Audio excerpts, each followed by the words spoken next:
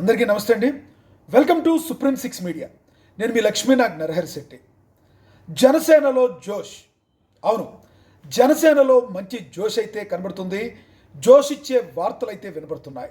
ఎందుకంటే ఎప్పటి నుంచో అందరూ అనుకుంటున్న జనసేనలో కమిటీల ఏర్పాటుకు రంగం సిద్ధమవుతుంది అన్న వార్త ఇప్పుడు జనసేన వర్గాల్లో ఆశలు చిగురించేటట్టు చేస్తున్నాయి. ప్రస్తుతం కూటమి ప్రభుత్వ పాలన ఉంది. కూటమి ప్రభుత్వ పాలనలో టీడీపీ, జనసేన, అదేవిధంగా బీజేపీ మూడు పొత్తుగా ప్రభుత్వాన్ని అయితే ఏర్పాటు చేసిన సంగతి మనందరికీ విదితమే. జనసేన అయితే కొన్ని 21 సీట్లు మాత్రమే తీసుకుని మరి ప్రభుత్వాన్ని ఏర్పాటు చేయడంలో అత్యంత కీలక పాత్రనైతే పోషించిన మాట వాస్తవం.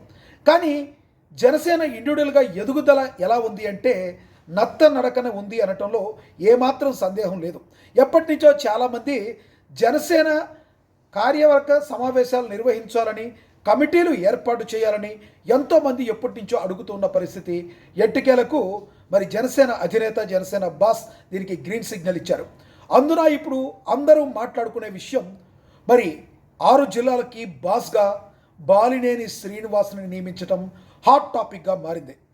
మనందరికీ తెలుసు బాలినేని శ్రీనివాస్ గారి గురించి. బాలినేని శ్రీనివాస్ గారు ఒక సీనియర్ నేత. రాజశేఖర రెడ్డి గారి అనుయాయుడిగా ఆయనకు ఒక మంచి పేరు ప్రఖ్యాతలు అయితే ఉన్నాయి. రాజశేఖర రెడ్డి గారి కోసం ఆయన మరి ఎంతో కాలం వర్క్ చేసిన వ్యక్తి. ఆయన చనిపోయిన తర్వాత మరి మంత్రి పదవిని సైతం వదిలేసి జగన్మోహన్ రెడ్డి గారి వెంట నడిచిన వ్యక్తి బాలినేని శ్రీనివాస్. మరి ఆయనకి సముచిత స్థానం దక్కకపోవడంతో ఆయన కొంత కలత చెంది గత ఎలక్షన్ల తర్వాత ఆయన అనూహ్యంగా జనసేన పార్టీ తీర్థం పుచ్చుకోవడం అయితే జరిగింది. బాలినేని శ్రీనివాస్ వ్యక్తిగతం కూడా చాలా మంచిగా ఉండటం, జనసేనానిపై ఎప్పుడూ కూడా మాటలు జారటం లాంటివి లేకపోవడంతో మరి బాలినేనికి ఉన్న మంచితనం మీద జనసేన పార్టీలో ప్రేమపూర్వకంగా ఆహ్వానించారు పవన్ కళ్యాణ్ గారు. తద్వారా బాలినేని శ్రీనివాస్ గారు జనసేన తీర్థం అయితే పుచ్చుకున్నారు. జనసేనలో అయితే చేరారు. కానీ 2 ఏళ్ళు గడుస్తున్నా ఎటువంటి పనులు ఆయనకు అప్పచెప్పకపోవడంతో ఆయన అదో రకంగా ఉండటం, మరి ఎక్కువగా నిరాశ నిస్పృహలకు లోనవుతున్నారని అనేక ఆరోపణలు, అదిగో ఆయన సొంత కోటికి వెళ్ళిపోతున్నారని రకరకాల విమర్శలు కూడా వచ్చినాయి. కానీ వాటన్నిటిని కూడా పటాపంచలు చేస్తూ ఈ రోజున జనసేన అధినేత పవన్ కళ్యాణ్ తీసుకున్న నిర్ణయం జనసేన నాయకుల్లో 6 నియోజకవర్గాల్లో మంచి బూస్టప్ అయితే ఇచ్చాయి. మరి 6 జిల్లాలు ఏంటి? ఉమ్మడి ప్రకాశం కావచ్చు, ఉమ్మడి నెల్లూరు, ఇక కడప, కర్నూలు, అనంతపురం. ఈ 6 జిల్లాల్లో కూడా మరి జనసేన బాధ్యతల్ని అయితే కమిటీలు నిర్వహించాల్సిన బాధ్యతల్ని, ఆ ఇన్ఛార్జీలు ఎవరుండాలి అని చెప్పే బాధ్యతను మొత్తాన్ని కూడా బాస్గా బాలినేని శ్రీనివాస్కి కడపతో కలిపి అన్నిటినీ కలిపి 6 జిల్లాలని కలిపి బాస్గా బాలినేని శ్రీనివాస్కి అప్పచెప్పడం జరిగింది. నార్మల్గా మనకు తెలుసు అక్కడ రెడ్డి సామాజిక వర్గం యొక్క హవా ఉంటుంది. దానిలో ఈయన కూడా రెడ్డి సామాజిక వర్గానికి చెందడంతో జనసేన పార్టీ బలోపేతం అవడానికి ఈయనే కరెక్ట్ అని జనసేన అధినేత పవన్ కళ్యాణ్ భావించినట్లుగా మరి తెలుస్తూ ఉంది.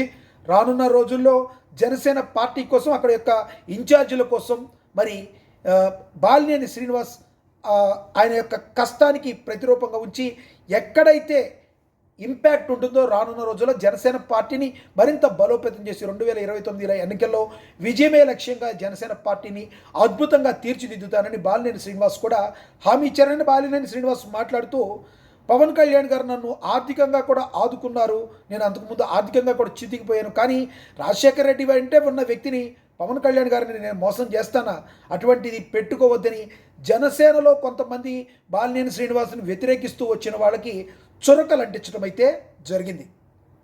సో ఓవరాల్గా కొంతమంది జనసేనలోనే బాలినేని శ్రీనివాస్ రావడం ఇష్టం లేకుండా రకరకాలుగా ఉన్న వ్యక్తులు వీళ్ళందరికీ కూడా ఎండ్ కార్డ్ అయితే పడిపోయింది. బాలినేని శ్రీనివాస్ ఆధ్వర్యంలో ఈ 6 జిల్లాలు ఆయనే బాస్గా ఉంటారంటూ జనసేన అధినేత ఆయనకి గ్రీన్ సిగ్నల్ ఇచ్చేయడం జరిగింది. ఈ రకంగా ఉంటేనే అనేక గందరగోళాలు లేకుండా పార్టీ బలోపేతంగా ఉంటుంది. కాబట్టి అందరినీ కలుపుకుపోయే తత్వం మరి బాలినేని శ్రీనివాస్ది. అది బాలినేని శ్రీనివాస్ అదేవిధంగా పవన్ కళ్యాణ్ గారి ఫ్రెండ్షిప్ ఇప్పుడే కాదు, గతంలో పవన్ కళ్యాణ్ గారు బాలినేని శ్రీనివాస్ లాంటి మంచి వ్యక్తులు కూడా వైసీపీలో ఉన్నారు అన్న మాటని పవన్ కళ్యాణ్ గారే మాట్లాడారు. ఇదందరూ కూడా గుర్తుంచుకోవాల్సిన విషయం. మరి ఈ రకంగా వచ్చే అత్యంత కొద్ది నెలలు కూడా మరి సార్వత్రిక ఎన్నికల కంటే ముందు సంస్థాగత ఎన్నికలు కూడా ఉన్నాయి. వీటిల్లో కూడా బాలినేని శ్రీనివాస్ ఎంతగానో ఉపయోగపడతారు పార్టీకి అని చెప్పి పార్టీలోని పవన్ కళ్యాణ్ గారు మనస వాచ కర్మణ మరి నమ్మారు. ఆ నమ్మకాన్ని వమ్ము చేయనని బాలినేని శ్రీనివాస్ ఘంటాపథంగా చెప్పారు. మరి రానున్న రోజుల్లో జనసేన పార్టీలో మరింత జోష్ వచ్చేటట్టుంది. 175 నియోజకవర్గాలకి కూడా ఇలా ఇంపార్టెంట్ పర్సన్ని పెట్టుకుంటూ జనసేన పార్టీ గ్రామ స్థాయి నుంచి కూడా అత్యద్భుతంగా మరి పాతుకుపోయేటట్టు ఉంటే రానున్న రోజుల్లో మరి నవశకానికి నాంది పలికినా కూడా ఆశ్చర్యం పోవసరం లేదు. జనసేన ఎదుగుదల తథ్యమని చెప్పి రాజకీయ విశ్లేషకులు కూడా అభిప్రాయపడుతున్నారు.